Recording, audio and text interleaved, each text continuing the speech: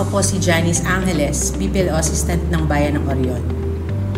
Napakahalaga po ng role ng Tech4Ed Orion sa aming munisipalidad. Sa tuwing may bagong system na i-roll out sa amin, nagiging kaagapay namin ang Tech4Ed bilang training at encoding hub. Dito po namin natututunan ang tamang paggamit ng mga bagong technology at syempre system application na ibinibigay ng gobyerno. Noong nakaraang 2024, isa sa pinakamahalagang naging karanasan namin ay ang LGU training. Katuwang ang ALGU team ng DICT. Sa pamamagitan ng Tech4Ed Orion, nagkaroon kami ng maayos na venue, kumpletong facilities, at gabay para mas mapadali ang aming pag-aaral.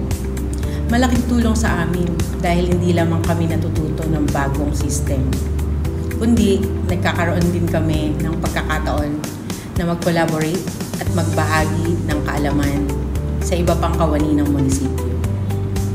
Kaya masasabi ko po na ang Tech4Ed Orion ay hindi lang center, kundi isa pong mahalagang katuwang sa pagbabago at modernization ng aming local government.